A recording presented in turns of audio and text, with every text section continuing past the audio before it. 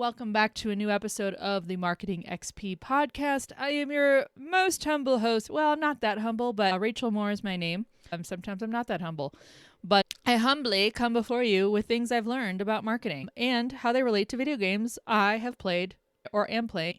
I am really excited about this episode today because whenever a video game surprises me, which happens, I don't know, it doesn't happen that often, that is what we're talking about today. So as I've been nailing down the format for these episodes, my first thing I'm going to go over is the game that I played because we're tying gaming into marketing. Yes, there are tie-ins. They absolutely can connect, and there are several ways it does. So the game I'm talking about today is Inside. All right. So Inside was developed and released by Playdead in 2016. Now, I had tried to play this game months ago. I stopped just a few seconds in, and here's why. I am not a big fan of the side-scroll format of games. Now, I loved Super Mario Brothers when I was growing up. That is absolutely a side-scroll. But as video games have evolved, I very much prefer like when I've got kind of a three-dimensional world and I'm able to like move around in it. You know, I'm a big fan of RPGs and shooters and stuff like first-person shooters and things like that. Side-scrolling is, you know, it's not my thing. So when I first started playing Inside, I got 20 seconds into it. I was like, this isn't for me. I don't want this. So I quit. Now, I did go back into it. So I was just futzing around on Game Pass. So I did go in and try Inside. Now, I stuck with it for longer than 20 seconds. And this game surprised me also. It's amazing. It's incredibly dark. All right.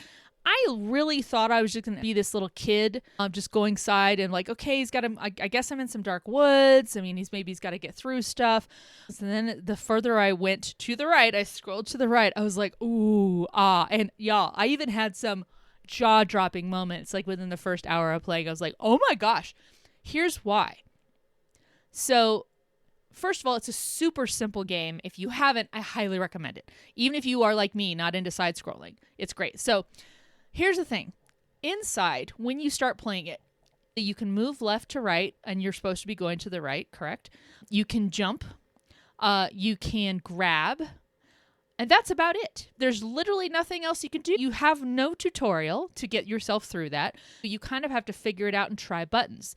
So it's super simple, and that, you know, that could convince you to say, well, is there much to this game? Yes, there's much to this game. So you start moving and you are in a dark forest, okay?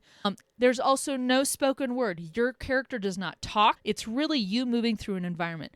Here's the magic of it, that as you start moving through it, the world you're moving through starts to slowly tell you more about what you're doing there and what is going on.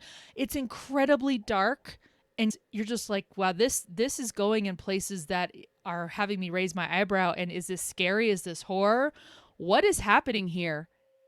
And the way that the story, without communicating words to you, without a tutorial, without that stuff, starts telling you more about what you're supposed to do and the world that you find yourself in and the danger that your character is in and that they have to move through. Mwah! Chef's kiss. It's gorgeous. I can't wait to go back and play it some more. I'm actually stuck at a puzzle. But that's what I'm talking about, y'all. It's fantastic. It made me think of the movie Up by Pixar. And in the first, 10 minutes, Carl and Ellie meet as children. And then you get a montage of their life moments together. And it's no words, it's just music and visuals. And I still cry at that whole montage. Pixar did a masterful job of making you feel something and telling you a story that you are completely now invested in without saying a word. You see it all happening before you with these two people, and now you're super invested for the rest of the movie. And that's where I think Inside is just gorgeous. I feel so silly that I didn't give it a chance past that first 20 seconds when I first started it. And now I'm in it and it has me riveted. It's gorgeous. So That's Inside. Again, it's by Playdead. It's on Xbox Game Pass right now, I believe. At least we downloaded it. Highly recommend it, even if you're not into side scroll. And I do love puzzles. Tomb Raider series is the franchise is one of my favorites. Drake Uncharted also. So I do dig puzzles, and there are puzzles in here. It's fantastic. So how does this correlate to marketing, you may be asking? I'm so glad you asked. Thank you. So first of all, when it comes to marketing, if you've worked in marketing, you've heard of marketing funnels, right? And it really is like if you think of a funnel, any kind of funnel you might have as a household item or something. So you've got a wide top, so that's meant to capture, without mess, capture as much as possible, but it's going to direct everything into a narrow. Marketing works the same way, except I almost think of it like a sieve where you've got people coming into your funnel, they're interested right out the gate, but you've got to kind of narrow that interest down. You're still going to get the good stuff. Those are the customers that you will ultimately acquire and close and convert. So now they're a paying customer and they get into your flask. Let's go with a flask. Who doesn't like a good flask? But that's how the marketing funnel works. You try to capture everybody widely up here, but as people get further into your brand, you want to give them more touch points that continue to be more relevant to them to keep them interested, but also are like, okay, this really does meet my needs, or this is really my pain point, and could you change my life for the better? I'm not trying to be hyperbolic when I say change my life for the better. I mean, you are changing someone's life. That's why I always love B2B marketing when people think that needs to be a lot different than B2C marketing. You're talking to people who maybe are being kept up with stress and anxiety at night because they need to solve something.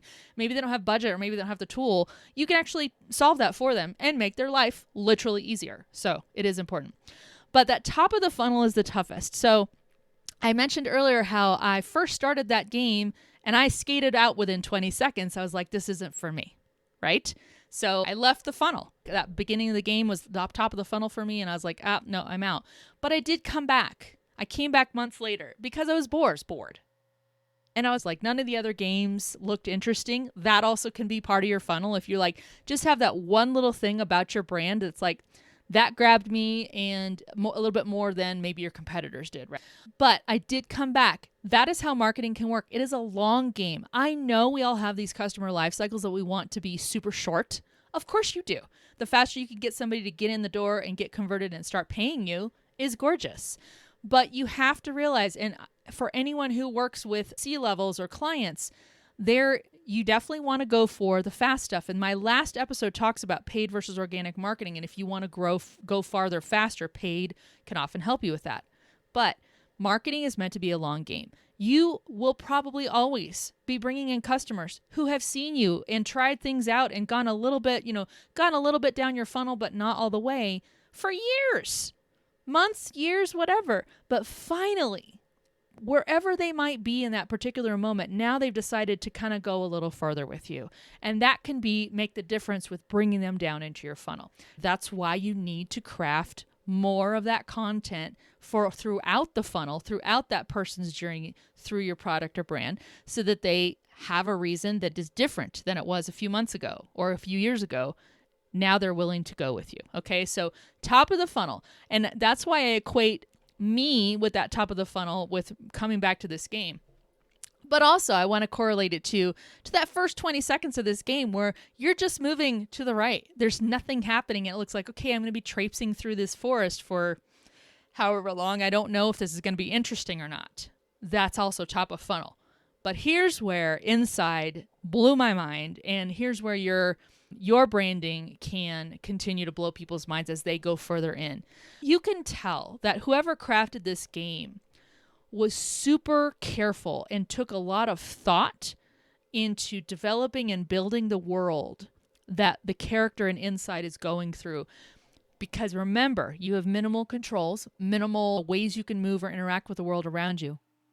Surely by showing you the new environment as it unfolds, as you get further to the right, as you keep going to this world, you start to see the world you're in and why you have some challenges ahead of you, and kind of why it's so important for you to outrun these people, why it's so important for you to be able to blend in with other people around you to get past certain checkpoints by whoever the authority is in this game. It's gorgeous. And you can tell it's so well put together that whoever designed this game knew how they wanted people to feel and learn how to interact with this game as with every single second that they go into it.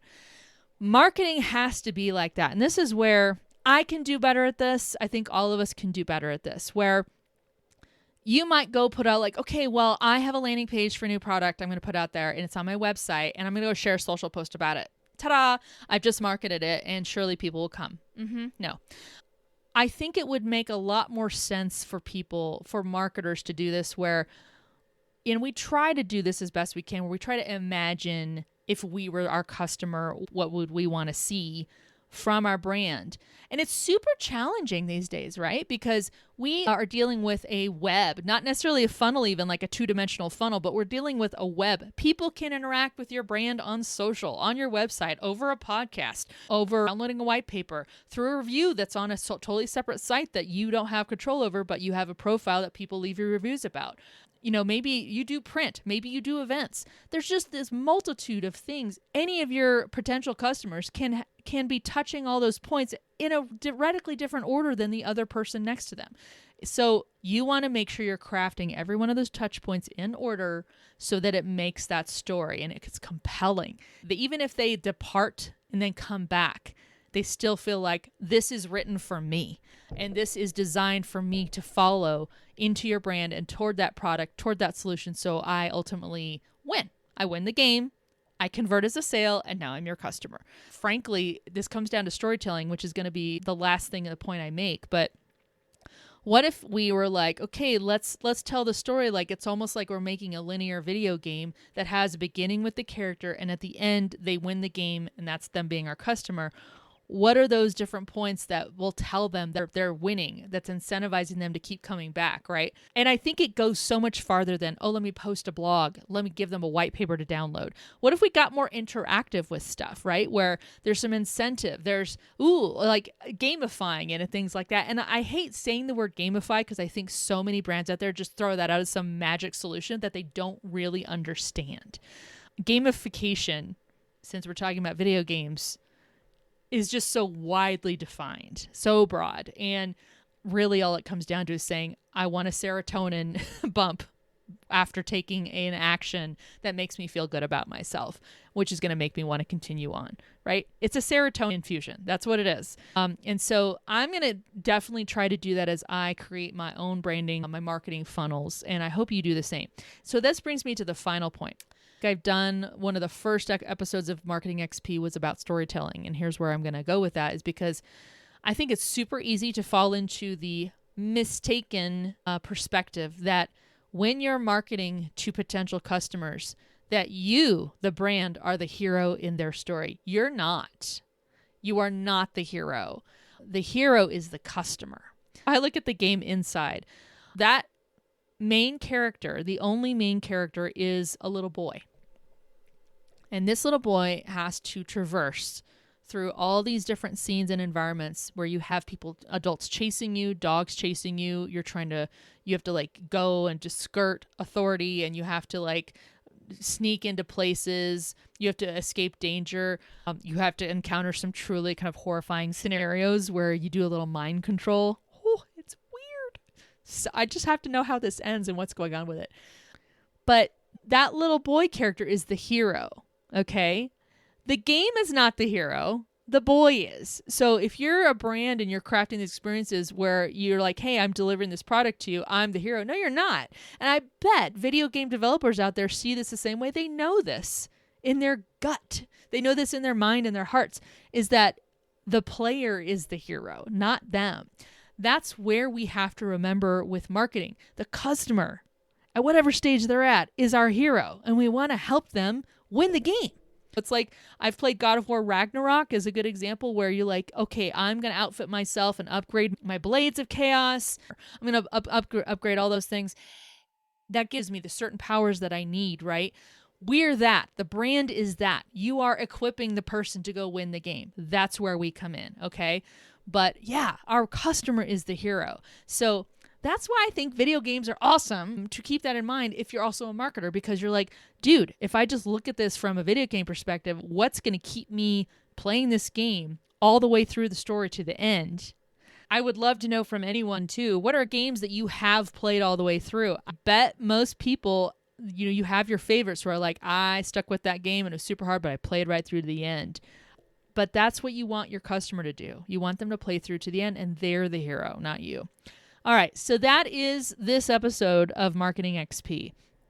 Every episode of this podcast is on YouTube. It's on my YouTube channel, Marketing XP. But this is also an audio podcast available anywhere you like to listen to your favorite podcasts. So please feel free to subscribe to all those. Subscribe to my YouTube channel. Subscribe to wherever you listen to this podcast. And rate. I love ratings. I firmly believe in this correlation between video gaming and marketing.